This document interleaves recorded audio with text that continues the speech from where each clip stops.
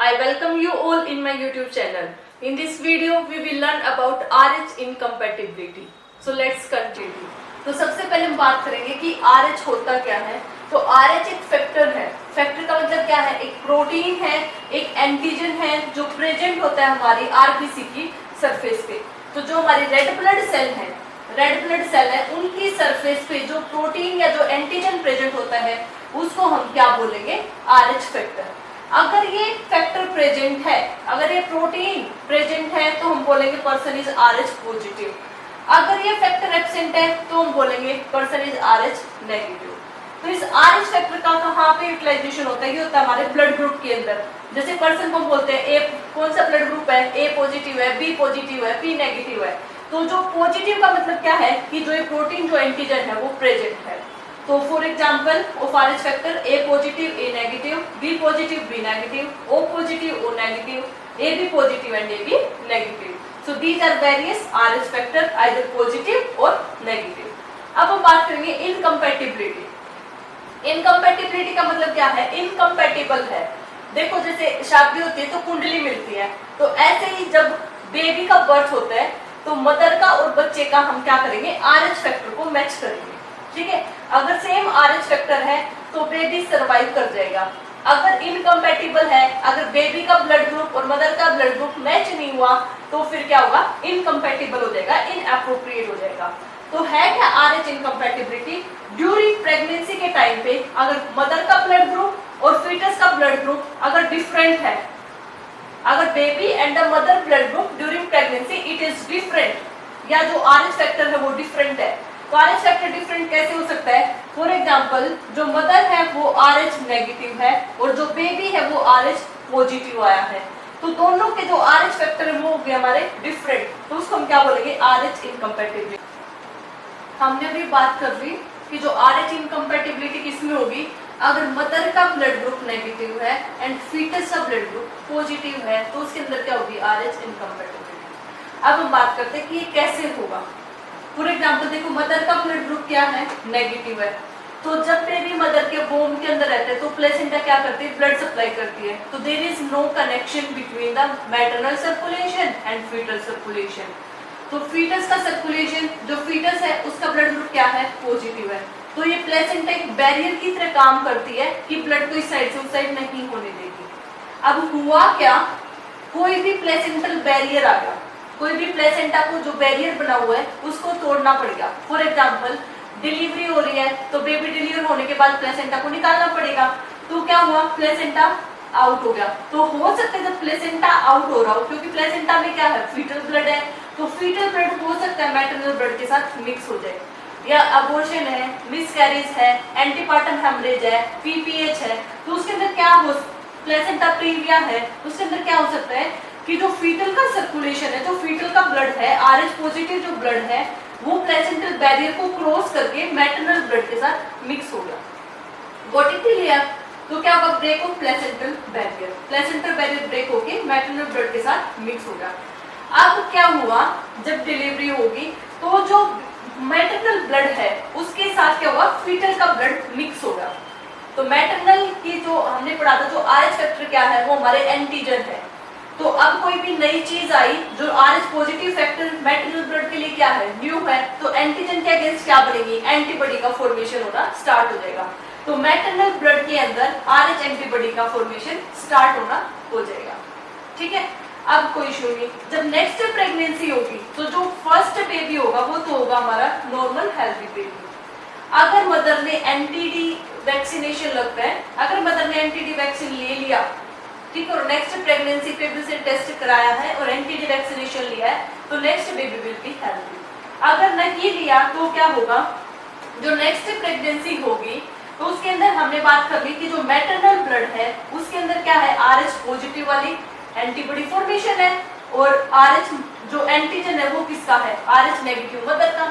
तो जो एंटीबॉडी जो फॉर्मेशन है जब बेबी होगा, फीटस होगा, तो क्या होगा? एंटीजन एंटीबॉडी के बीच में रिएक्शन होगा, तो जिसकी वजह से क्या होगा? जो हमारी आरबीसी है वो हमारी जल्दी डिस्ट्रॉय होगी, जिसको बोलते हैं haemolysis of RBC will be there.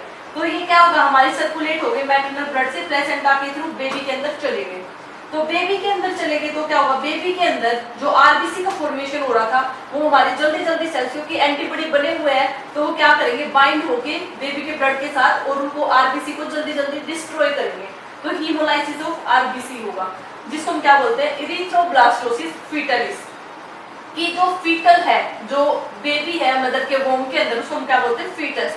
तो जो फीटस है उसके अंदर क्या होगा, इरिथ्रोब्लास्टोसिस। इरिथ्रो का मतलब होता है आरबीसी, उसके अंदर क्या होगा, ब्लास्ट होगा, वो जल्दी जल्दी डिस्ट्रॉय हुए।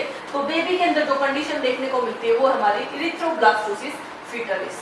सो this is the mechanism how Rh incompatibility it is happening. Sign and symptoms क्या है आरएच इनकम्पैटिबिलिटी वाले बेबीज के अंदर। तो sign and symptoms can be seen during the fetal life and after birth, that is during neonatal life. Fetal life के अंदर क्या होगा, फीटल हीमोलाइसिस। हमने बोला कि एंटीजन एंटीबॉडी की रिएक्शन होगी तो उससे क्या होगा, आरबीसी जल्दी जल्दी डिस्ट्रॉय होगी, तो दैट इज फीटल हीमोलाइसिस। की जो ब्लड सेल्स होंगे, जो आरबीसी है वो जल्दी जल्दी लाइसिस होगा, उनके अंदर ब्रेक डाउन होंगी, जिसको हम बोलते हैं हाइड्रोस फीटलिस।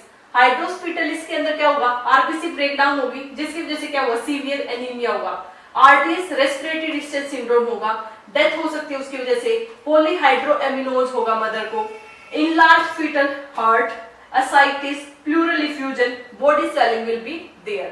तो अल्ट्रासाउंड के अंदर we can find this all findings. After birth क्या होगा, बेबी को yellowish discoloration of the skin mucous membrane, jaundice will be there, kernicterus, because of high bilirubin level it may enter into the brain, तो it will affect the basal ganglia of the brain, तो जिसकी वजह से क्या हुआ, neurotoxicity, low muscle tone, that is hypotonia, poor feeding, loss of mororeflex, circulatory collapse, जिसकी वजह से and other RDS and death after birth due to all signs and symptoms. So that's why it is very urgent to find out what the blood group the mother is having during pregnancy, so that the precautionary measures can be taken. Now we will discuss how we will take. There are various diagnostic methods to find out RH incompatibility. Some of them are MCA Doppler, that means color Doppler during ANC, amniocentesis, direct home test. It is a gold standard test for diagnosing of RH incompatibility. Ultrasound, जिसके अंदर हमें क्या देखने को मिलेगा, placental thickness है, hepatic size है, umbilical vein diameter it is more, and the child will be having swelling, pleural effusion, edema will be there, whole body swelling will be there. Screening tests are ABO blood group or RH blood group during first trimester or during first ANC visit. So when the mother is coming to ANC checkup, so the first ABO blood grouping or RH blood grouping it should be done, so that in later life the baby can be prevented and the mother can be saved to loss from the child. At 28 week of gestation, Coombs test is performed. Neonatal blood group it should be done. PPH है, antepartum hemorrhage है, that should be monitored after the birth. APH हम कब monitor करेंगे, अगर APH है before immunoglobulin और एंटीडी देने से पहले मदर को ज्यादा APH हो रही है तो उसकी वजह से हम स्क्रीनिंग टेस्ट में ले सकते हैं कि मदर को RH इनकम्पैटिबिलिटी हो सकती है. So these are various methods or various diagnostic tests to find out RH incompatibility. Fetal blood transfusion, either it is done by intrauterine blood transfusion or intravascular blood transfusion or intraperitoneal blood transfusion. तो blood transfusion से क्या होगा, हमारी RBC anaemia नहीं होगा बच्चे को, ठीक है. एंटीडी इम्यूनोग्लोबिन जिसको हम क्या बोलते हैं, रोगम.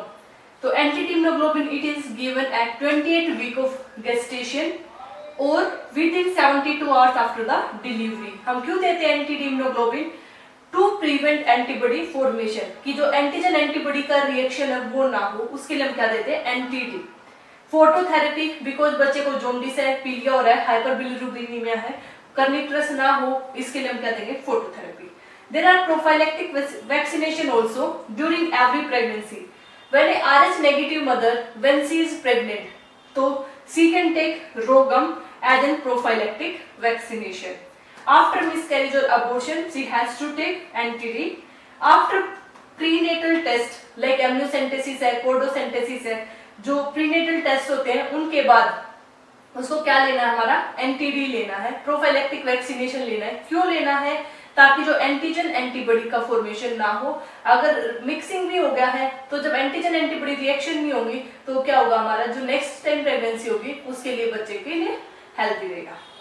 After injury to abdomen during pregnancy, अगर मदर को एब्डोमिनल इंजरी हो सकती है तो उसकी वजह से क्या होगा, प्लेसेंटा से हो सकता है कि कुछ मतलब प्लेसेंटल इंजरी होगी अंदर, तो उसकी वजह से ब्लड मिक्सिंग को प्रिवेंट करने के लिए mother has to take prophylactic vaccination. अब हम एक बात करेंगे छोटी सी, इनडायरेक्ट कूम्ब टेस्ट, जो हमने पढ़ा ना कि 28 वीक ऑफ प्रेगनेंसी पे 24 टू 28 वीक ऑफ प्रेगनेंसी पे क्या करते हैं, इनडायरेक्ट कूम्ब टेस्ट करते हैं। तो कूम्ब टेस्ट होता क्या है? Indirect womb test, it is used to detect antibodies produced against foreign RBC। तो हमने बात की कि जो मदर का ब्लड ग्रुप है वो हमारा RH नेगेटिव है, जो बेबी का ब्लड ग्रुप है वो हमारा RH पॉजिटिव है। तो जब दोनों के बीच में जैसे ब्लड की मिक्सिंग होगी तो क्या होगा, जो फीटस RH पॉजिटिव हो गया तो उसकी वजह से क्या होगा, एंटीजन एंटीबॉडी रिएक्शन का फॉर्मेशन होगा। तो हम इस चीज को फाइंड आउट करने के लिए कि जो एंटीबॉडी प्रोड्यूस हुई है या नहीं हुई है, उसके लिए हम क्या करते हैं, इनडायरेक्ट कूम्ब टेस्ट। तो इसके अंदर क्या करना है कि पेशेंट का सैंपल ले लिया, ब्लड सैंपल लिया, उससे हमने क्या किया, सीरम को अलग करना है और आरबीसी को हमें रिमूव कर देना है। तो जो सीरम हमने लिया उसको इंट्यूबेट करना है for 1 hour at 37 degree Celsius. Intubate करने के बाद हम उसके अंदर एक रिएजेंट ऐड करेंगे, that is AHG, anti human globulin. तो ये हम AHG रिएजेंट ऐड करेंगे। उसके बाद हम इसको 5 से 10 मिनट के लिए रख देंगे सैंपल को। उसके बाद हम देखेंगे कि उसके अंदर एग्लूटिनेशन हो रहा है या नहीं हो रहा। एग्लूटिनेशन का मतलब क्या है कि जो सेल्स है वो आपस में क्लम्प हो रही है या नहीं हो रही है। अगर सेल्स क्लम्प हो रही है दैट मीन्स जो कुम्ब टेस्ट है वो हमारा पॉजिटिव है। अगर सेल्स क्लम्प नहीं हो रही है तो कुम्ब टेस्ट नेगेटिव है। तो पॉजिटिव नेगेटिव का मतलब क्या है, अगर कुम्ब टेस्ट पॉजिटिव है इसका मतलब जो एंटीबॉडी प्रोड्यूस हो रखी है और पर्सन को हमें रोगम देना पड़ेगा। अगर कुम्ब टेस्ट नेगेटिव है लेकिन प्रोफाइलैक्टिकली हम उसको क्या दे देंगे, एंटी रोगम दे देंगे, लेकिन एंटीबॉडीज मिक्सिंग नहीं हुई है। ठीक है, so this was related with RH incompatibility. Let's summarise what we have discussed. Incompatibility में क्या होगा, जो फीमेल है वो तो होगी RH नेगेटिव और जो फीटस होगा वो होगा हमारा RH पॉजिटिव। अब हम बात करते हैं पहले, अगर RH नेगेटिव है फीटस तो देयर इज नो प्रॉब्लम। अगर फीटस RH पॉजिटिव है तो क्या होगा, मदर का ब्लड ग्रुप तो है RH नेगेटिव, बेबी का ब्लड ग्रुप क्या है, RH पॉजिटिव। तो some of RH positive blood it will go into RH negative mother.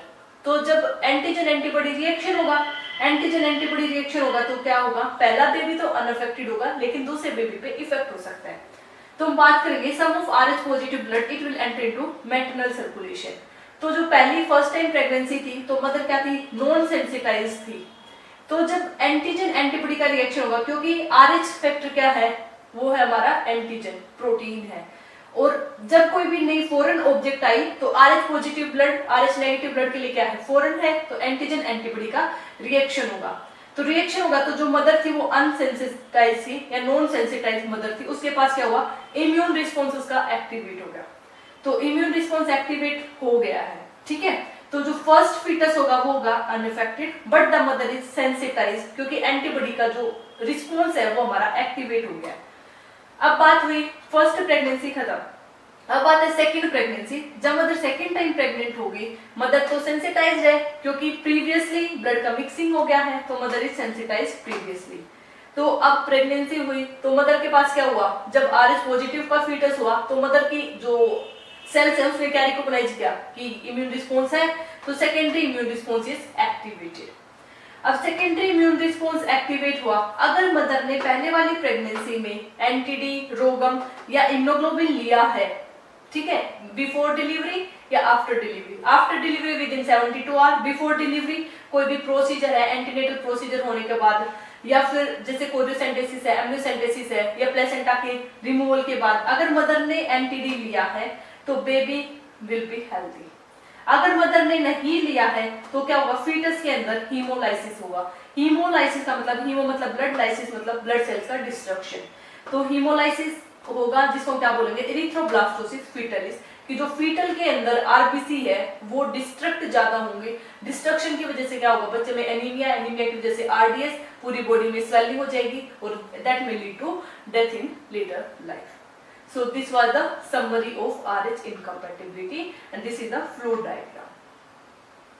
Hope so you guys understood about RH incompatibility through this video.